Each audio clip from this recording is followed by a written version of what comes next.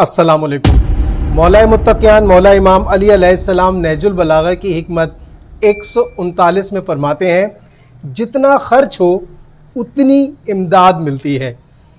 आखिर ये इमदाद कौन देता है, ये इमदाद क्या होती है और ये खर्च क्या होता है? छोटा सा जुमला है, छोटी सी लॉजिक है। मदद तो ज़ाहिर है, इमदाद तो उस परवरदिगार के अलावा दुनिया में कोई इतना बड़ा नहीं जो सबकी या किसी की हमेशा मदद कर सके। उस परवरदिगार की ज़ात के अलावा कोई नहीं। तो इमदाद तो उसने ही करनी है, मदद उसी ने देनी है। आखिर वो किस चीज़ पर मदद देता है, कौन से खर्च की बात करता है?